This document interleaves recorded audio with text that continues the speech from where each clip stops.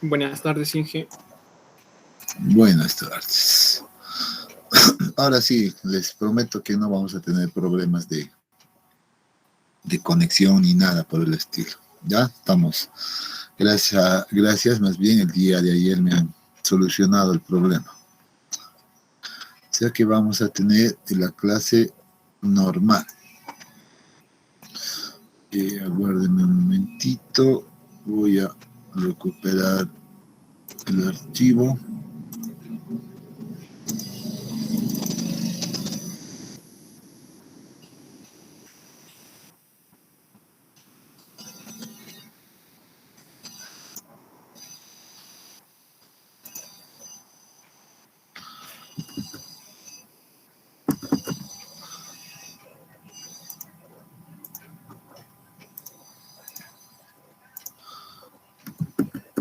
Bueno, el día de ayer habíamos iniciado con el capítulo, con el último capítulo, ¿no? Sin embargo, pues habíamos hecho básicamente una introducción y una definición al concepto de lo que es la compactación simplemente, y cuando empezábamos a hablar de las ventajas, pues hemos tenido que cortar para, bueno, un poquito eh, para luego, bueno, lo hemos dejado para el día de hoy, ¿no? Para continuar directamente el día de hoy. Entonces, retomando entonces este punto, decíamos que cuando hablamos de ventajas de la compactación, pues hay varias, ¿no? Sin embargo, entre las que podemos seguro indicar, hay cuatro principales, ¿no? Y entre esos habíamos mencionado inicialmente la primera, que es el del incremento de la capacidad de carga, ¿no? Ya lo hemos visto este detalle. Segundo es la reducción de las deformaciones, y en este punto yo les indicaba, por ejemplo, el día de ayer, que uno de los aspectos en realidad, uno de los problemas a solucionar en realidad por el ingeniero civil en este caso, pues es este tema, ¿no? Es un tema bastante común, es un tema cotidiano, el problema de los asentamientos. ¿Ya? Entonces, vemos que, por ejemplo, con la aplicación del proceso de compactación, pues reducimos de alguna manera este proceso de formaciones, ¿no? O asentamientos. Entonces, también se muestra como una principal ventaja del proceso de compactación. Tercero, reduce la permeabilidad del suelo, ¿no? Entonces, en el capítulo 3 nosotros habíamos revisado, por ejemplo, cómo determinamos la permeabilidad, cómo lo clasificábamos, era permeable, poco permeable, etcétera, ¿no? Entonces, sabemos nosotros que si el material, por ejemplo, que está rodeando o está cerca de las fundaciones de nuestra estructura, ingresan fácilmente hacia las fundaciones, esto va a generar muchos problemas, ¿no? Puede generar problemas de erosión, debido a la circulación misma del agua, pues se genera a veces un transporte de los materiales finos, y al mover los materiales finos, pues genera ya un efecto que se denomina pues socavación o erosión del suelo de fundación, y una vez que ocurra aquello, pues nuevamente va a desestabilizar a nuestra estructura, es un problema también. Por tanto, para evitar aquello, pues nosotros debemos impermeabilizar generalmente toda la zona de las cercanas a las fundaciones. Y entre estos, pues el proceso de compactación nos dice que pues evita también aquello, reduce la permeabilidad, por tanto el agua que por ejemplo vendría de las lluvias sería muy poco lo que ingresaría hacia las fundaciones, ¿no? Y la gran mayoría, pues, o la mayor parte de esta agua, pues estaría circulando directamente por la superficie, ¿no? Entonces eso es una gran ventaja también de este proceso. Ya tenemos tres. Y el cuarto, para mí, bueno, acá no tengo la figura, pero el cuarto en realidad es una de las más importantes, ¿no? Que dice es el que mejora las condiciones de esfuerzo de formación, y cuando hablamos de condiciones de esfuerzo de formación, pues lo visto en el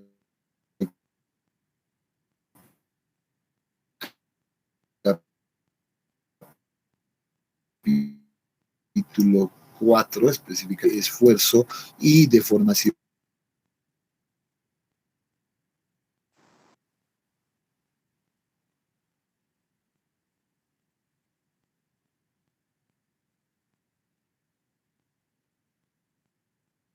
Definir un módulo de elasticidad también secante, ¿no? Tendríamos distintas opciones, ¿no? Entonces, cuando decimos que se mejora las condiciones de esfuerzo de formación, hacemos referencia a que vamos a mejorar este comportamiento de la curva y por ende vamos a mejorar el módulo de elasticidad. Vamos a incrementar este módulo de elasticidad, dándole mayor rigidez a los materiales, ¿no? Y eso es muy importante para el comportamiento mismo. Entonces, ese es, en teoría, para mí una de las ventajas principales de la compactación. Ya, entonces son 4, no se olviden. Tenemos capacidad de carga, incremento de la capacidad de carga, reducción de los asentamientos, reducción de la permeabilidad del suelo y mejora las condiciones de esfuerzo de formación. 4. Si quisiéramos analizar el concepto general de la compactación, déjenme decirles que este esquema que se observa acá es algo que me agrada mucho. Ya lo he visto ya hace mucho tiempo, lo vi en una presentación que no era mía y la he decidido traerla y presentarla igual porque a mí me ayuda a explicar esto con mayor facilidad. Este esquema me gusta mucho porque ayuda a entender ese concepto de manera gráfica y práctica, ¿ya? Sin embargo, recordamos siempre el concepto que nos dice el concepto de compactación, que es una técnica simple de mejoramiento del terreno en la que se densifica, y esta es la palabra clave tal vez, ¿no?, el suelo mediante la aplicación de una energía mecánica. Si recordamos la introducción del día de ayer en el primer slide que yo había presentado, pues veíamos ahí, ¿no?, la conformación de, por ejemplo, la capa base de una carretera que estaba a lo largo, una gran longitud, y veíamos en ese momento que había un equipo, ¿no?, un equipo de compactación. Yo les decía, este equipo pues tiene que recorrer desde este punto hasta el otro punto y luego retornar nuevamente por la misma zona, y eso se va contabilizando como número de pasadas, les había dicho, ¿no?, el día de ayer. Ese efecto o ese trabajo de pasar con ese equipo en realidad de un punto a otro punto es una transferencia de energía mecánica. Eso es lo que el equipo hace. Está haciendo una transferencia de una energía mecánica al material. Y debido a aquello, debido a lo que pasa, y también ya lo había notado en algún momento, pues el parámetro que vamos a controlar principalmente es el peso unitario seco. Lo había notado ahí a modo de introducción, ¿no? Entonces, debido a eso, pues el peso unitario seco cada vez va a ir incrementando más, ya hasta que se tenga un valor máximo. Ya vamos a hablar de eso después. Mientras este valor de peso unitario sea mayor, obviamente estaremos encontrando pues resultados adecuados, ¿no? Entonces, lo que esperamos del proceso de compactación es encontrar valores lo más alto posibles de peso unitario, ¿no? Entonces, ¿cómo encontramos eso? Aplicando esa energía mecánica. Para el ejemplo específico, mediante un equipo de compactación como el que hemos visto el día de ayer, ¿no?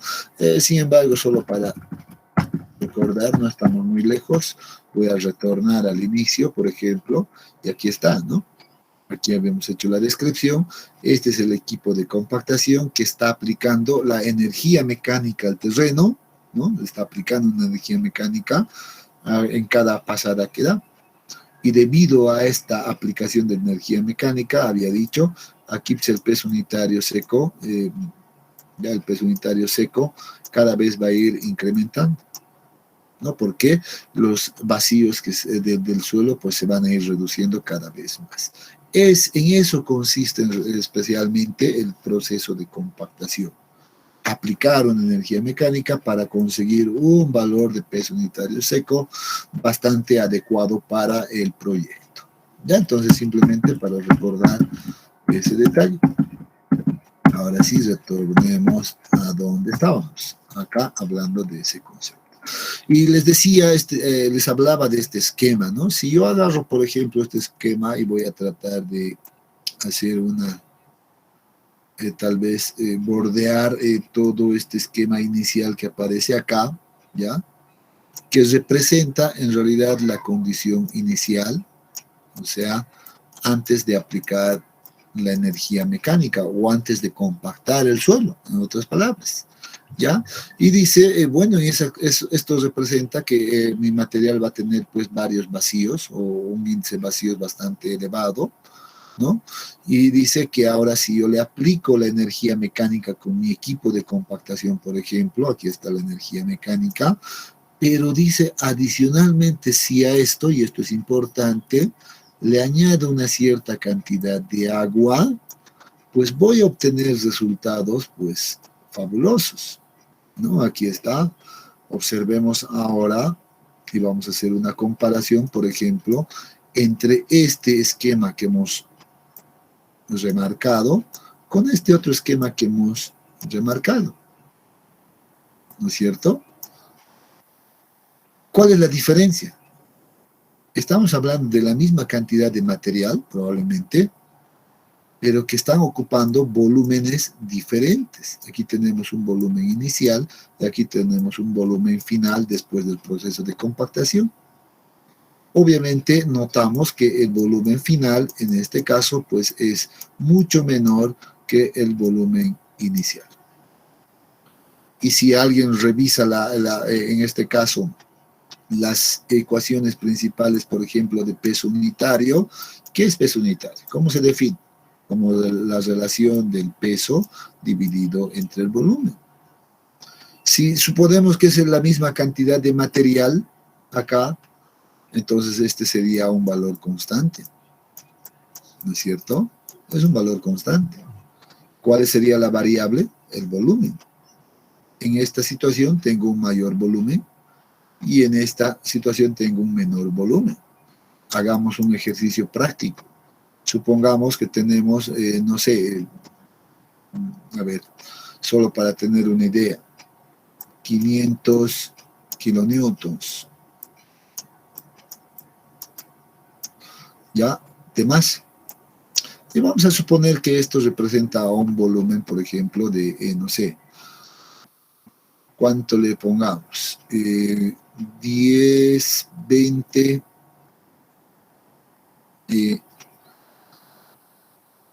25, no, pongámosle más.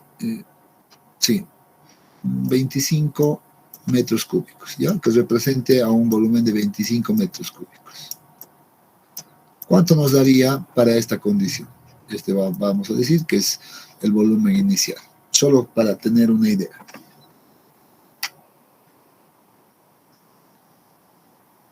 $20 kilonewton metro cúbico. Excelente, exactamente 20 kilonewtons por metro cúbico, ¿no es cierto? Ahí tendríamos ese dato.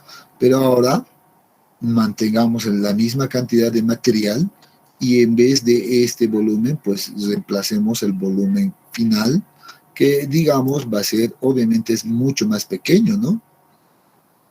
Para no ir a mucho extremo, supongamos que hemos reducido solamente hasta 20 metros cúbicos. Reemplacen ahora 500 entre 20. ¿Cuánto nos da? 25. 25, ¿no? Entonces, vean, voy a hacer para ese caso 500 entre 20. ¿Qué he ganado? El peso unitario ha llegado a un valor de 25, ¿no? Solo como ejemplo estamos tomando, no hay que tomar esto como valores reales, ¿no? Pero solo quiero que aprecien aquello. O sea, a esto se lo denomina, pues, a este proceso se le denomina, pues, proceso de densificación o densificar el material. No estamos hablando de una misma cantidad de material, aplicamos energía mecánica más una cierta cantidad de agua y reducimos el volumen que va a ocupar la misma cantidad de material y como resultado obtenemos pues un valor de peso unitario, ¿ya?, mayor al inicial. Aquí teníamos 20, aquí tenemos ya 25. Si compactaríamos mejor, imagínense que llegamos a 15, por ejemplo, a 15 metros cúbicos simplemente. Seguro que esto crecería más, ¿no? Y estamos densificando. Eso es, en términos numéricos, pues la compactación. Eso es lo que estamos haciendo con la compactación. ¿De acuerdo? Estamos mejorando esa propiedad, estamos densificando, ¿no? Entonces, muy bien, no se olviden de estos componentes: energía mecánica, agua, para tener un buen proceso de compactación. Entonces, a partir de esto, pues vamos a definir algunas cosas, ¿no? Se define, por ejemplo, dice, compactación de suelos al proceso mecánico por el cual se busca mejorar las características de resistencia, compresibilidad y esfuerzo de formación de los mismos. Bueno, aquí estamos hablando nuevamente de las ventajas de la compactación, ¿no? Estamos nuevamente introduciendo esos conceptos. Este proceso, dice, implica una reducción más o menos rápida de los vacíos. Sabemos cuáles son los vacíos, estamos hablando del índice de vacíos que hemos conocido en el capítulo 1, ¿no? Como consecuencia de la cual en el suelo más bien ocurren cambios de volúmenes de importancia. Ya hemos ejemplificado ese cambio de volumen, ¿no? Hay una reducción de volumen, ¿no? Fundamentalmente ligados a la pérdida de volumen de aire. Este también es un concepto muy importante, ¿no? Entonces se dice que esa reducción de volumen que se ha dado acá, en realidad es más por la pérdida de aire que había ahí. Claro, ¿por qué? Porque estamos metiendo agua en vez de aire. Sabemos que el suelo está compuesto por sólidos, agua y aire. Entonces, dice, la cantidad de aire es casi expulsada a la totalidad, ¿no? Entonces, eso es lo que nos indica este concepto principal. Muy bien, a partir de esto, pues decimos, muy bien, debemos evaluar entonces o trabajar en términos de 4 variables principalmente. O sea, que cuando hablamos de compactación van a estar metidos 4 variables principales que siempre van a estar ahí. Y nosotros debemos conocer cuáles son esas variables. ¿Por qué necesitamos conocer? Porque vamos a controlar esas variables siempre. Yo varío o hago que cambien esas variables y voy a tener resultados pues diferentes, ¿no?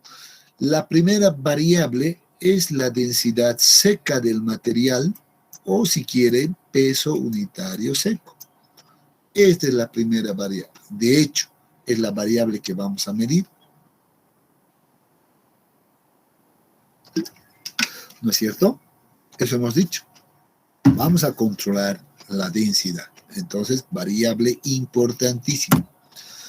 Pero otra variable sumamente importante también es el contenido de humedad en la cual se encuentra o a la cual se encuentra en el momento de compactación.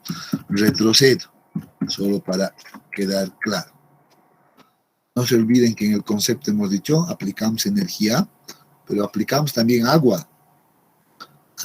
Y al aplicar agua o al introducir agua en este proceso que estamos haciendo, estamos jugando pues con el contenido de humedad, ¿no es cierto? Estamos haciendo que sea una variable. Y por eso aquí aparece pues como una segunda variable importante, el contenido de humedad. A ver, examen. ¿Cómo se determina el contenido de humedad? A ver, a la velocidad de la luz, pero.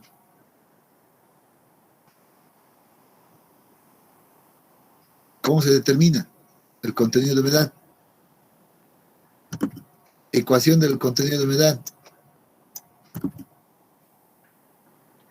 La masa de agua sobre masa seca en G.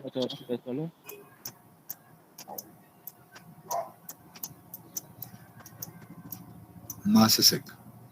¿Por?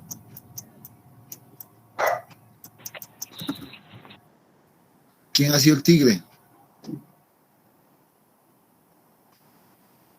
A ver, ¿quién ha sido el tigre? Aquí Johnny Vera. Johnny Elías Vera, alias el tigre, te voy a decir ahora. Johnny Vera, muy bien. Vean que era bastante fácil, ¿no? Y debemos recordar la segunda variable. Tercera variable, energía de compactación. Y aquí viene esa energía mecánica del cual hemos hablado, ¿no? Es una energía denominada energía de compactación que va a depender del tipo, o es función más bien del tipo de equipo que se va a utilizar. Ya vamos a hablar un poquito más de esto. Ya depende del tipo de equipo. Y finalmente también es una variable, pues, el tipo de material. No todos los materiales tienen el mismo comportamiento. Por tanto, debemos evaluar el tipo de material que vamos a utilizar en nuestra obra. No es simple. Ya, por cierto, esto no es simple. No es que yo agarro un material y digo, a ver, ya le aplicaremos una energía y listo, ¿no? Probablemente ese material no tenga las características ni las propiedades para alcanzar las condiciones del proyecto. Y cuando hablo de condiciones del proyecto, me voy a adelantar un poco, voy a hacer un paréntesis por acá, ya, un paréntesis ahí, porque siempre estoy hablando de las condiciones del proyecto. ¿Ya? Cuando hablo de las condiciones del proyecto, básicamente pues hago referencia a un dato principal. En el proyecto, en los proyectos de compactación, por ejemplo, ya viales, o tal vez de conformación de terraplenes o presas de tierra, etcétera, cualquiera de esos proyectos, hay un punto en las especificaciones técnicas del proyecto que dice, ¿ya? Que dice claramente, se debe compactar el material o se debe conformar el terraplén, por ejemplo, dicen, al 90% o al 95%, y esto van a ver es muy común, ya al 90 o al 95%, dice, de la densidad seca máxima de un material, y aquí empiezan a hablar del material, dicen, del material que tenga ciertas características, dicen, ¿no? El material, y a veces nos dan hasta su clasificación, debe ser un valor A1, A, por ejemplo, de acuerdo a la clasificación ASHTO, principalmente, ¿no? Esto en el caso de, por ejemplo, de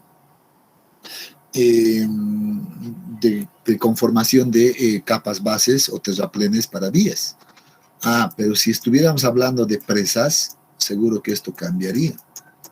Si estuviéramos hablando de presas, diría algo similar a esto. Vamos a compactar, o se va a conformar la presa al 95 o 98%, generalmente es en presas, ya es mucho más exquisito en realidad esto, al 98% de la densidad seca máxima, así viene, ¿ya?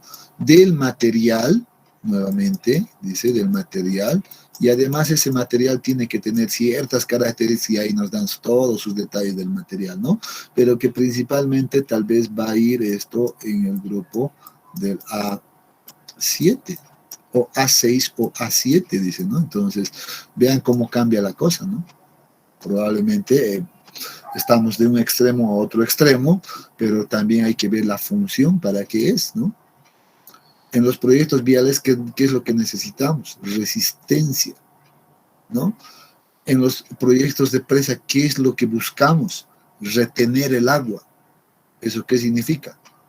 Debemos tener materiales de permeabilidades o con coeficientes de conductividad hidráulica bastante bajas, si no el agua circularía fácilmente y se perdería, ¿no? No tendría sentido de hacer una presa, ¿no? Entonces, bueno, ahí viene, digamos, las diferentes condiciones que uno va a ver. Y simplemente esto hago mención porque después nosotros, en todo el proceso ya de campo, pues vamos a controlar que se cumpla esta condición que dice el proyecto, ya sea del 98% o del 95% a la densidad seca máxima, etc.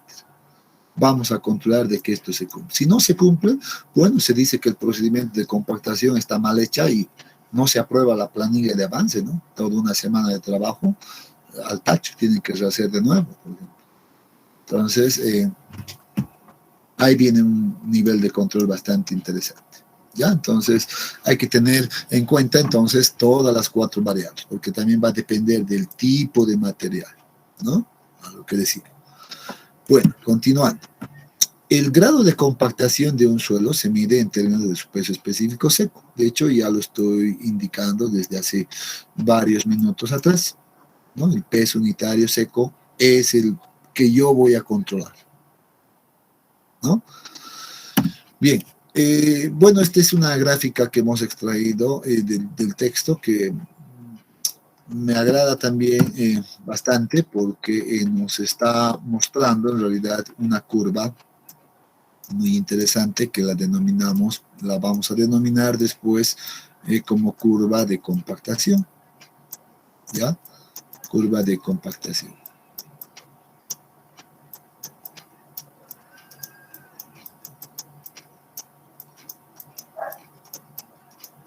Curva de compactación. ¿Qué observamos en esta curva de compactación? Bueno, si observo yo esta curva que voy a remarcar de color rojo, ya este es en realidad, bueno, me estoy yendo muy lejos. Esta es la curva que debo mirar yo ahora, ya que también les voy a pedir que ustedes miren.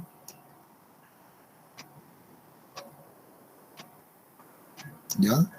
Y esto os seguro que si continuaríamos con esto y no lo habríamos cortado, seguro que continuaría algo así. Seguro. ¿Ya? Pero ¿qué es lo que quiero que miremos acá? Primero, esta curva está compuesto en términos del contenido de humedad en porcentaje en este eje. Y en este otro lado, pues dice como primer dato, solo para entender el concepto, dice que aquí representamos el peso específico húmedo, gamma, pero es un peso específico. Entonces, relación entre el peso específico versus el contenido de humedad, ¿no? Eso es lo que estamos observando. Pero ahora miremos esto que es remarcado, esta curva que, bueno, anticipadamente yo le estoy dando ya el nombre, que es una curva de compactación. ¿Qué vemos acá? Dice, muy bien, vemos que a partir de un determinado punto cualquiera, esta curva pues empieza a tener un crecimiento. Empieza a crecer, crecer, crecer, hasta que llega a un punto, que la denominamos punto máximo, ¿no? Y a partir de este punto máximo, pues empieza a bajar ya también esta curva, ¿no? En esa tendencia. Entonces, ¿qué está representando esta curva? Lo que está representando esta curva es lo siguiente. Es una representación, por ejemplo, de una representación gráfica de la compactación o de la aplicación mecánica, o de la aplicación de la energía mecánica, ¿no? De esa energía que he hablado, la energía mecánica, ¿no? Es una representación gráfica. ¿Qué significa entonces? Dice que a medida que voy a aplicar yo la energía mecánica con el proceso de compactación, esto va a ir creciendo. Pero también tenemos aquí este otro, y voy a cambiar de color solamente para que esto quede claro, ¿ya? Y lo voy a poner de este color. Si observo esta franja, que voy a remarcarlo, ya no está a la perfección, pero seguramente se entiende, ¿no? ¿Qué significa esto? A ver, ¿quién me dice qué significa esto que estoy remarcando? Incremento gradual del agua. Exactamente. Hemos dicho hace un momento en el concepto de compactación, hemos dicho, si voy a aplicar una energía, también debo aplicar un cierto contenido de agua, ¿no es cierto? Entonces, dice el procedimiento, o esta curva me está mostrando en realidad que a medida que yo aplico la energía mecánica de manera constante, ¿ya? De manera constante, esta energía mecánica, voy a ir incrementando gradualmente agua, ¿no? Voy a ir añadiendo cierta cantidad de agua. Y a medida que voy añadiendo agua, voy notando, por ejemplo, que voy ganando más en peso unitario. Observen, cada vez más voy ganando el peso unitario. Si empiezo el análisis, por ejemplo, acá, seguramente este punto me representa un punto de contenido de humedad igual a 0. Pero como es un material sólido, los sólidos ya tienen una cierta resistencia, ¿no? Entonces, tiene siempre un valor de peso unitario, por eso es que inicia en este punto. Y si ahora a eso yo le voy agregando cierta cantidad de agua, miren, y le aplico energía, voy a ir creciendo, voy a ir ganando, como veo aquí en la gráfica, para un determinado contenido de humedad 1, por ejemplo, he ganado ya un delta de peso unitario seco, que eso se va a transformar en un valor de peso unitario 2, por ejemplo, ¿no es cierto? Y así voy aumentando más agua, pero llego a este punto máximo, ¿no? Y ese punto máximo seguramente me va a representar también pues un valor de peso unitario diferente, la puedo llamar 3, por ejemplo, simplemente, ¿no? Y veo que ese es un punto límite, en realidad, es un punto límite de contenido de humedad. Y si yo ahora le sigo aumentando más agua en el proceso de compactación, vean, le sigo aumentando más agua, ¿qué ocurre? En vez de aumentar, como pasó en todo este tramo, pues ahora empieza a descender. Le sigo aumentando más agua, llego a este otro contenido de humedad, por ejemplo, 3, por acá. Pues vean que ya me encuentro con un peso unitario menor. Y si aumentaría más, seguro que tendría también otros puntos por este lado. ¿Eso qué significa? Eso nos lleva a la siguiente conclusión. Nos lleva a que en términos prácticos nosotros no podemos nomás pues añadirle cualquier cantidad de agua al proceso de compactación. El incremento de agua debe ser controlado. Eso es lo que nos está indicando acá. Debe ser controlado. Porque si yo le pongo más cantidad de agua, en vez de ganar mayor resistencia, pues voy a estar bajando más bien la resistencia. ¿No es cierto? Entonces, este es un dato muy importante, sobre todo para el proceso de compactación en campo. ¿Ya? Es muy importante esto.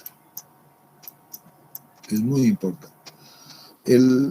Si recuerdan la primera imagen, ahí había una persona que estaba controlando, ¿no? Parecía que estaba paradito mirando ahí cómo circulaba el equipo de compactación, ¿no es cierto? En realidad, entre una de sus tareas ya principales es controlar que el contenido de humedad sea el adecuado. Y luego vamos a hablar de este adecuado, ¿ya? La voy a anotar por acá, ¿ya? Pero después vamos a hablar cuándo es adecuado y cuándo no es adecuado este contenido de humedad. Todavía no es el momento, pero vamos a llegar más adelante. Entonces, esa persona es el supervisor, etcétera, no es el ingeniero civil, pues debe controlar ese detalle. Primeramente, ¿no? Y asimismo, entonces, como hemos hablado de un límite, entonces, de contenido de humedad, en la terminología de la geotecnia, pues esto se le designa un nombre específico. Y ese nombre es como el nombre de contenido de humedad óptimo. Ese es así se la denomina. Contenido de humedad óptimo. ¿Ya? Es un contenido de humedad óptimo. El que va a representar el máximo valor de contenido de humedad que se debe aplicar, tal vez, ¿no? O que me va a dar más bien un máximo valor de peso unitario. Eso me garantiza este contenido de humedad óptimo. Pero vayámonos a lo práctico. En campo, pues, achuntarle, digamos, a un único valor, pues seguramente resulta ser casi imposible, ¿no? Difícil de controlar aquello. Ni siquiera en laboratorio a veces se puede alcanzar aquello. Es muy complicado, ¿ya? Pero, bueno, lo vamos a conocer ahora como ese valor de contenido de humedad óptimo. Bien, con esta introducción a la curva de compactación, veamos el siguiente slide, que ya básicamente nos habla de la curva de compactación, ¿no? ¿Cuándo se denomina curva de compactación? Cuando tengamos ahora sí esto, ¿no? Ahora sí, cuando tengamos una representación entre el peso unitario seco o la densidad seca versus el contenido de humedad, ahí vamos a tener una curva de compactación. Ahí sí la vamos a denominar curva de compactación de manera adecuada. Y vemos acá este ejemplo. Aquí tenemos una curva de compactación nuevamente, que empieza acá, toma esta forma, agarra un valor máximo y luego se define el contenido de humedad como óptimo, como lo habíamos indicado en el anterior slide. Pero adicionalmente a eso, que ya hemos visto anteriormente, definimos una cosa también, otra variable muy importante. La densidad seca máxima o también peso unitario seco máximo. Este es el valor que nosotros ya hemos mencionado hace un momento cuando hablaba de las condiciones del proyecto, ¿no? Entonces ya sabemos ahora que este peso unitario seco máximo va a corresponder al punto máximo de la curva de compactación. Y su contenido de humedad pues va a corresponder al contenido de humedad óptimo. ¿Ya? Y vemos aquí algunas cosas, digamos, principalmente esta creo que no vale la pena mucho mirarlo a esto, sino estas de acá, sí.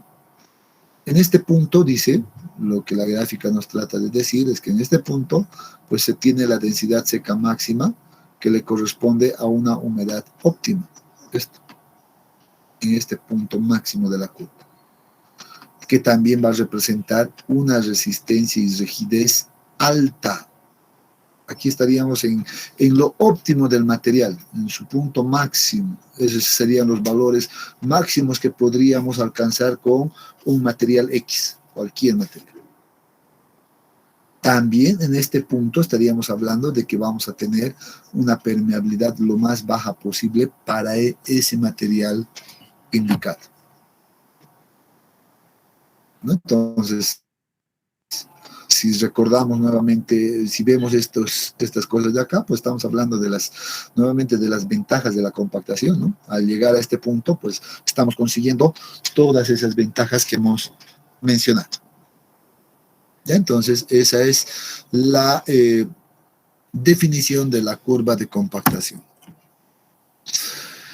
Una segunda curva que sirve como una curva de control, en realidad, es la denominada curva de saturación o la curva de 100% de saturación, que también se la llama. ¿Qué es esta curva de 100% de saturación? Es una curva que está acomodada, vean, ¿ya? Que está acomodada, puede ser una curva, puede ser línea, depende, va a depender mucho del tipo de material también esto, pero que siempre va a estar acomodada a la derecha de la curva de compactación. Eso es como que un límite en realidad. ¿Qué significa eso? Significa que los contenidos de humedad, por ejemplo, que le correspondan a cualquier punto de esta curva, pues van a garantizar de que nosotros tengamos un grado de saturación del 100%, como dice acá. Ahí estaríamos con un grado de saturación del 100%. ¿Eso qué significa? Significa entonces que el proceso de compactación, vean, solo esto voy a poner como una línea auxiliar, ¿ya? Que el proceso de compactación siempre se la realiza en una condición húmeda o una condición no saturada. ¿No? Esa es la condición húmeda, o si quieren, también es una condición no saturada.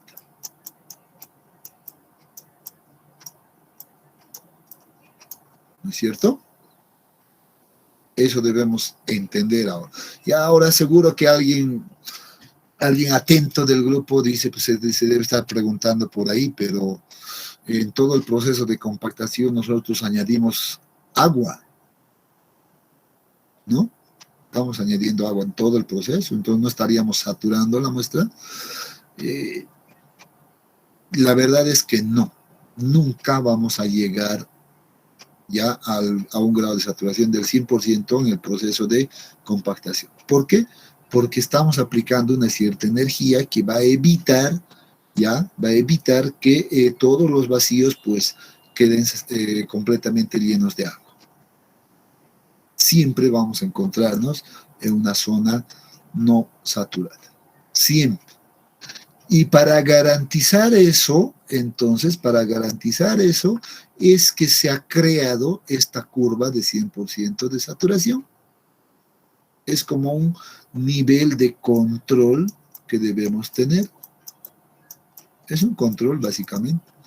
Porque si esta curva, por ejemplo, pasaría o chocaría a esta curva, pues diríamos como conclusión que el proceso de compactación ha sido mal realizado, estaría mal hecho, no se estaría cumpliendo teóricamente.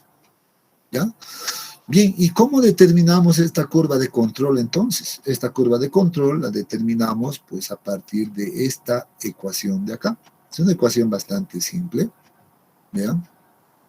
Que está en función a la gravedad específica de los sólidos y el contenido de humedad.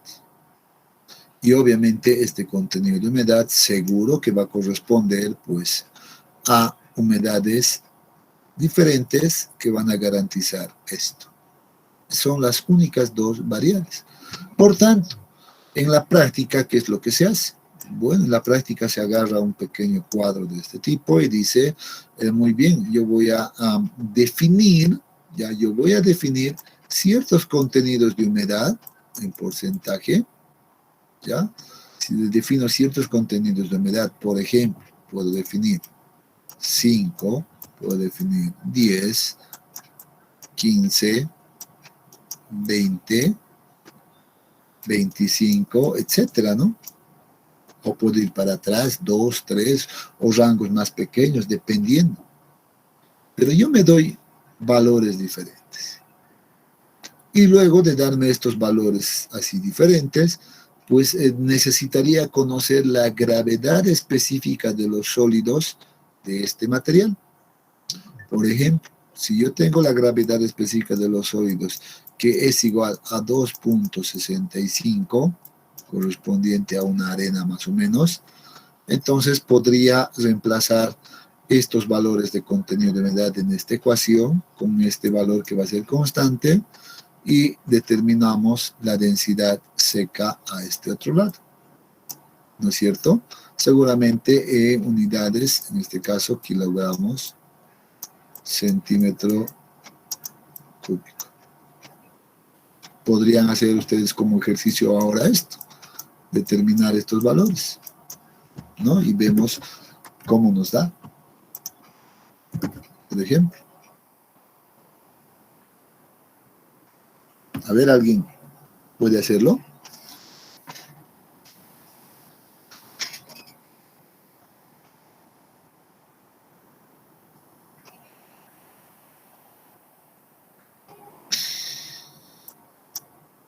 Bueno, voy a dejar que ustedes lo hagan y después lo grafiquen, ¿ya?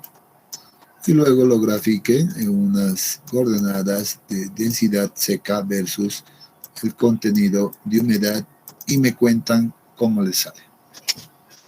¿Ya? Termínenlo, apliquen esta ecuación y listo. Siguiente variable que debemos hablar corresponde al efecto de la energía de compactación.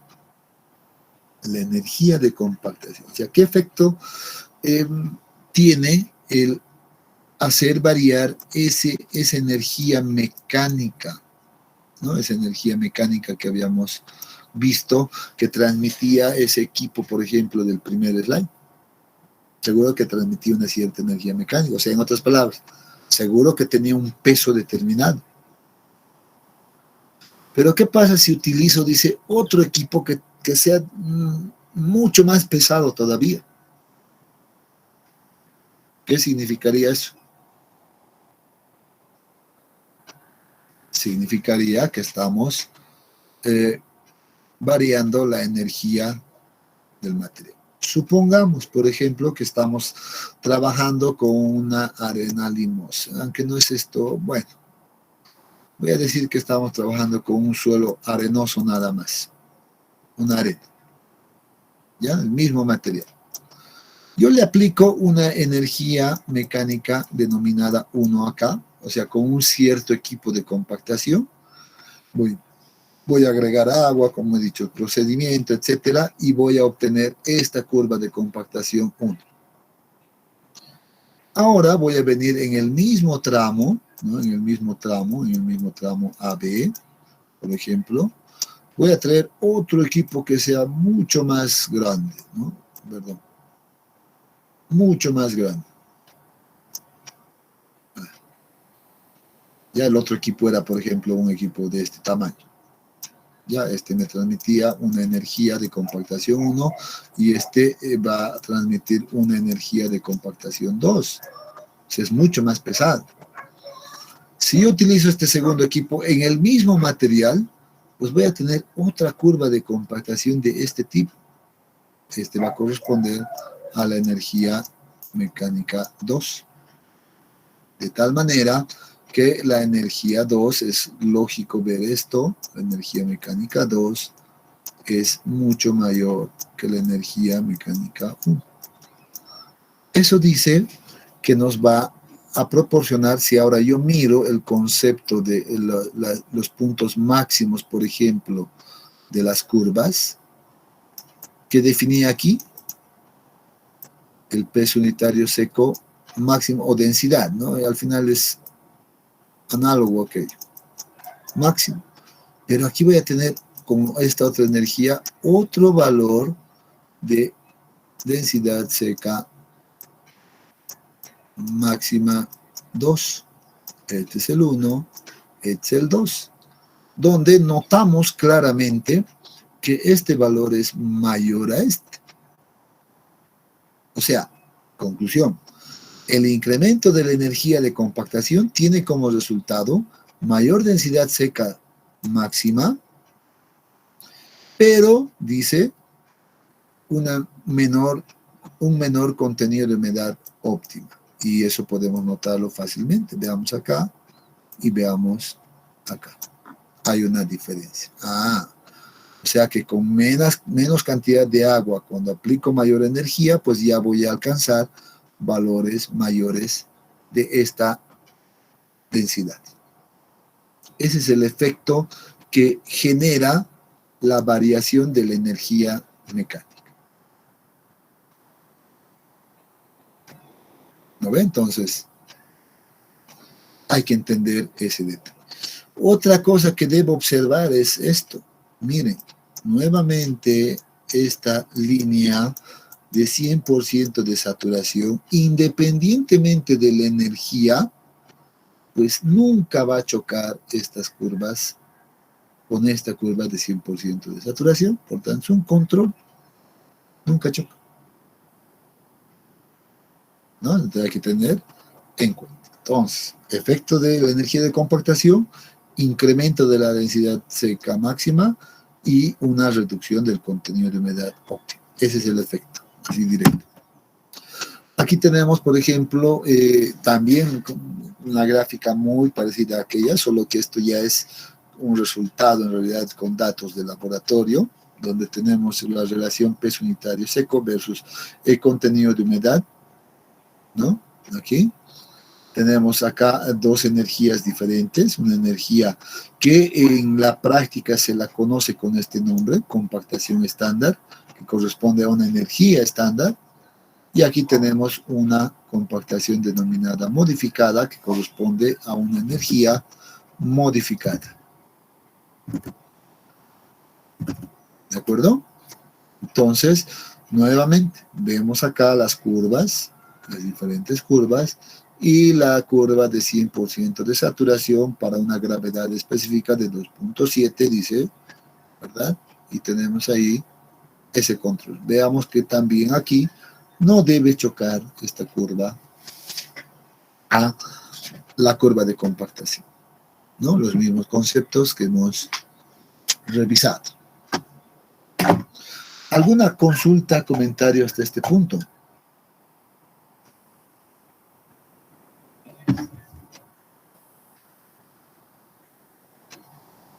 Estamos revisando conceptos, ¿no? Pero los conceptos, insisto, los conceptos son muy importantes. Quien no maneja conceptos se pierde fácilmente en el camino, dicen, ¿no? Es como no conocer la ruta de regreso a casa. Me puedo desviar por cualquier lado y aparezco en otro lado, ¿no? Por eso hay que nomás conocer los conceptos adecuadamente. Bien, continuamos. Después de revisar todas estas variables, por ejemplo, ya todas las curvas de compactación, etcétera. Bueno, ahora hay que hablar, pues, bueno, hemos hablado de manera teórica de las curvas, ¿no? Bueno, ahora toca hablar de cómo generamos estas curvas de compactación. Sabemos que es una relación densidad seca versus humedad, pero todavía no habíamos tocado cómo generar. Aquí está la respuesta. Debemos generarlas en laboratorio.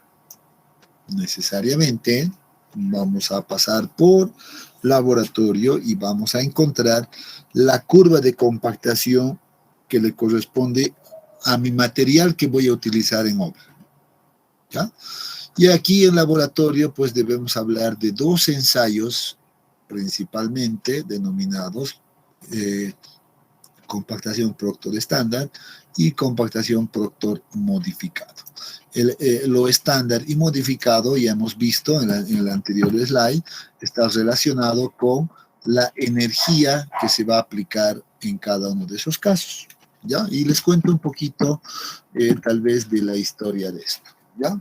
Antes de entrar en el ensayo mismo del laboratorio. En la antigüedad, ya, en la antigüedad misma, cuando se estaba empezando con el inicio de los estudios, por ejemplo, relacionados con la geotecnia, pues el hombre ya tenía esa necesidad, ¿no?, de mejorar las propiedades del suelo. Ya, entonces, entre esos aparece un señor, en realidad, que apellida Proctor, Ralph Proctor es su nombre en realidad, ¿ya? Y empieza a pensar y ponerse a pensar en lo siguiente, dice, ¿cómo puedo yo mejorar las propiedades de este material? El material en su estado, obviamente las imágenes originales, por ejemplo, no las he pegado acá, pero recuerdo, muestran que él tenía un campo así bastante grande, ya, un espacio bastante grande, donde era pues, un material bastante fino, ¿no? Bastante fino, arcilloso, y cuando venía la lluvia, ¿qué ocurre cuando viene la lluvia? Pues se hace una especie de lodo, charco, etcétera, ¿no? Y uno quiere colocar algo ahí o simplemente caminar por esa zona, ¿y qué pasa? Entonces se empieza a hundir, ¿no? Y entonces a partir de esa necesidad, este señor empieza a pensar, ¿no? Y dice, ¿cómo puedo mejorar esto? Y empieza a utilizar inicialmente, ya dice la historia, empieza a utilizar animales, ¿no? Empieza a agarrar cabras inicialmente, ¿ya? Y hace pasearle a todas las cabras por esta zona. Y en ese proceso se da cuenta que a medida que las cabras van dando vueltas, van paseando por acá, pues esto va agarrando mayor solidez, ¿no? Obviamente empieza a ver que se va densificando, en otras palabras. Y a partir de aquello empieza a idear, ¿no? Empieza a proponer, a pensar, y ahora cómo puedo efectivizar esto, dice, ¿no? Ahora cómo puedo hacerlo esto y respaldarlo de manera científica. Y en ese intento, pues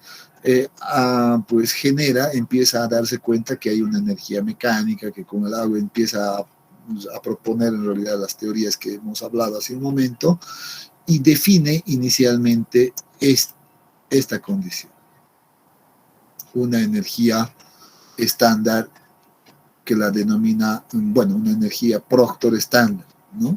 Que es lo primero que apareció hace muchos años atrás. Entonces, y que estaba relacionada en realidad para esa época, obviamente, para esa época, con equipos, obviamente ya después dejaron de utilizar animales y empezaron a construir equipos pequeños, ¿no? Que transmitían pues, energías pequeñas, ¿ya? Y esa energía, pues la estandariza en una energía de alrededor de 600 kilonewtons, por ejemplo, por metro por cada metro, ¿no? Entonces lo estandariza en esa energía a esas unidades y lo llama pues como Proctor estándar, y era un nivel de control que se tenía inicialmente. Pero ya con el pasar de los años, ya pasan los años, etcétera, se van teniendo mayores necesidades de emplazar estructuras mucho más pesadas, por ejemplo, ¿no? Y también la industria va creciendo. Y como va creciendo, pues los equipos que utilizaban acá, que eran pequeños, pues van transformándolo en equipos mucho más grandes. Y se dan cuenta que esos equipos mucho más grandes, pues transmitían una energía mucho mayor en realidad a esta estándar, que está en el orden de 2700, ¿ya? 2700 igual, mismas unidades, kilonewton metros por cada metro. Entonces, miren la diferencia simplemente. Tremenda, ¿no? Entonces, como ya empezaron a la industria a construir equipos mucho más grandes, pues en laboratorio también empezaron a estandarizar esta energía, ¿ya? Y la denominan Proctor modificado. Entonces, de ahí viene, por ejemplo, estas dos denominaciones. La estándar era la inicial con la que empezaron a hacer los estudios, luego por el avance científico sobre todo y la industria, pues se va estandarizando la segunda condición del Proctor denominado modificado actualmente. ¿Cómo se consigue ahora, sí, retornando a la compactación en laboratorio? ¿Cómo se consigue esto en laboratorio? Pues se lo consigue utilizando pues unos ciertos equipos bastante básicos, ¿ya? Unos moldes denominados moldes de Proctor, ya que vean, tienen un diámetro controlado, tienen una altura controlada. Adicionalmente, esto por temas más de realización del ensayo, se tienen unos extensores acá, unos que también lo llaman collarines en laboratorio. ¿Ya? Hay unos extensores que ayudan a trabajar de manera adecuada. Se tiene una base donde se va a acomodar el molde, Proctor, por acá, ¿no? Y lo más importante, los equipos que transmiten la energía mecánica, denominados pisones, pistones o martillos más comúnmente conocidos. Martillos estándar y martillos modificados. Son dos tipos de martillos. Ya vamos a ver en qué se hacen, en cuál es la diferencia, ¿no? Los detalles del molde, pues podemos ver acá, por ejemplo, se tiene principalmente dos diámetros particularmente. ¿Ya? Los diámetros son de 4 pulgadas, en la práctica son de 4 pulgadas y 6 pulgadas principalmente. ¿Ya? Y en función a eso también varían las alturas. Entonces tenemos acá el detalle de los moldes, la base, el detalle también del martillo. Vean esto, cómo funciona, ¿no? Parece aquí simplemente un tubo vacío, ¿ya? Sin embargo, por el centro tiene un accesorio que está unido a un mazo sólido, que es el martillo, que tiene también unos pesos y dimensiones estándar, ¿ya? Y si yo levanto esto, pues lo que estoy haciendo es levantar toda esta masa hasta una cierta altura también, que me va a garantizar una altura de caída libre luego de, en este caso, 304.8 milímetros o 12 pulgadas, ¿no?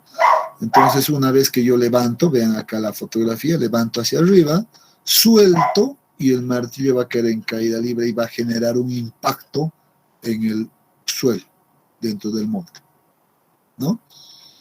Y con eso lo que estoy haciendo es transmitir una cierta energía de compactación. Eso se hace en laboratorio, ¿no?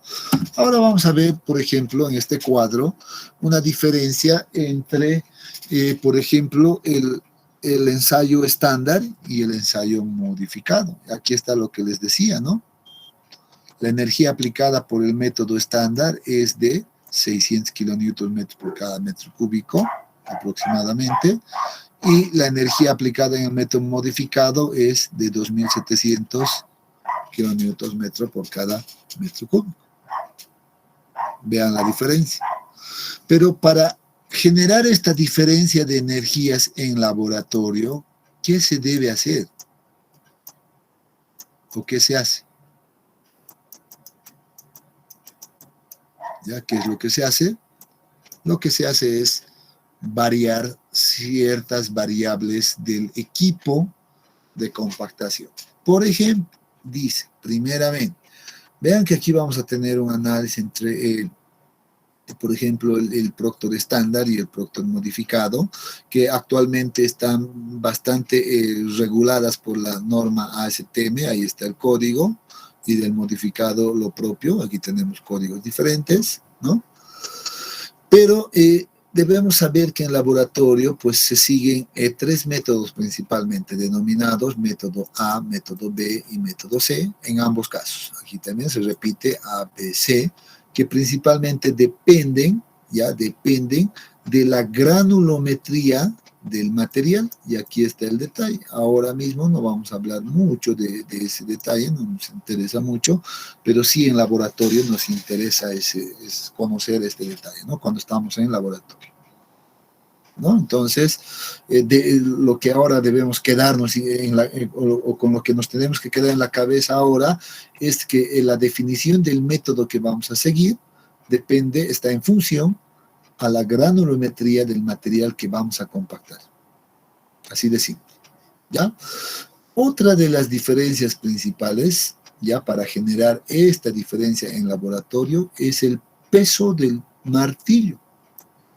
Si aquí vemos el peso del martillo en kilogramos, vemos que para el Proctor estándar siempre vamos a utilizar el que tiene 2.5 kilogramos aproximadamente. Ya obviamente si hacemos las transformaciones hay una ligera variación, ¿no? Pero la bibliografía siempre nos hace referencia a 2.5 kilogramos para el Proctor estándar. Para el Proctor modificado, noten, vean acá, que el martillo ya tiene un peso de 4.5 kilogramos. Para todos los métodos, ¿verdad? Si vamos a trabajar con el modificado, pues trabajamos con el mismo martillo. Y hay una diferencia de ¿cuánto? 2 kilos de diferencia, ¿no? De 2.5 a 4.5 son 2 kilos de incremento para el ensayo modificado. ¿No es cierto? Bueno, en cuanto a las dimensiones del martillo, no hay cambios, se mantiene constantes, esos diámetros internos.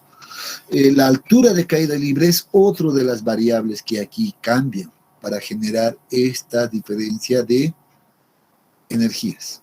En el estándar se tiene una altura de caída libre aproximadamente de 30 centímetros y en el modificado de 46 centímetros de altura. Entonces ya estamos ganando otra diferencia, vean. Peso del martillo, altura de caída del mismo martillo. En cuanto al diámetro, por ejemplo, de los moldes, les había dicho, existen dos moldes principalmente, que son los de 4 pulgadas y 6 pulgadas. Para los métodos A y B, en ambos casos, siempre se utiliza el de 4 pulgadas. Veamos, independientemente del ensayo que realicemos, ya sea estándar o modificado, para los métodos A y B, siempre el de 4 pulgadas. Sin embargo, para el método C, en ambos ensayos también, para el método C, debemos utilizar, vean, el molde de 6 pulgadas, en ambos casos. 6 pulgadas. ¿Por qué es esto? Porque habíamos dicho el método depende de la granulometría o distribución de tamaño de partículas del material. Seguramente aquí las partículas son mucho más grandes, por tanto necesitamos tener un molde que pues permita el ingreso de partículas mayores. Simplemente ese es el detalle que nos va a ayudar a definir el molde correcto. Bueno, como son moldes estándar, bueno, se tienen los volúmenes de cada molde. Vean acá la diferencia. Para el de 4 pulgadas, por ejemplo, se tienen 944 centímetros cúbicos aproximadamente, y el de 6 pulgadas, vean que ya es de 2124, mucho más del doble del volumen que el de 4 pulgadas, ¿no? Incrementa bastante ese volumen. Bueno, esto es relativo ya al cálculo mismo, y esta es otra de las cosas importantes. Cosas importantes que estoy empezando a remarcar. Altura, granulometría, peso del martillo, ¿no? Y esto de acá. Número de capas, ¿no? El número de capas, en este caso, dice, es importante entender que en el Proctor estándar vamos a hacer la compactación en solamente 3 capas. Y en el ensayo modificado vamos a hacer el mismo proceso de compactación, pero en 5 capas. Esto, más esto de acá, garantizan la diferencia de energías a las cuales queremos llegar. ¿Ya? Y aquí tenemos finalmente lo último. Aquí está. En ambos casos, vean, nuevamente aquí relacionado con el molde, si estoy trabajando con el método A y B, por ejemplo, ya si es A y B, independiente del ensayo, debo aplicar 25 golpes en cada capa. 25 golpes en cada capa. ¿Qué significa eso? Si aquí tengo 3 capas, 25 por 3 son 75. ¿No? Con 75 golpes debo llenar todo el molde. Pero vean, ¿y qué va a pasar con el modificado? Tengo 5 capas en el modificado, igual debo aplicar 25 por cada capa. Multipliquemos 25 por 5 capas. ¿Cuántos golpes ya voy a dar en este caso? Sería 25 por 5, ¿cuánto es? 125. ¿Sí? 125. Aquí con 75 simplemente llenaba el molde, en el modificado con 125 golpes. Si es el método A-B. Ahora, si es el método C, vean, debo dar, dice, 56 golpes. Aquí tengo 56 golpes por 3. ¿Cuánto me da eso? 168. ¿No? 168 golpes. Para el estándar. Pero si estoy con el método C en el Proctor modificado, debo dar igual 56 golpes por cada capa y son 5 capas. Entonces debería de multiplicar 56 por 5 y eso me da ¿cuánto? Ya sabemos, ¿no? 280. Ahí se nota otra diferencia para garantizar esta energía de acá, en laboratorio.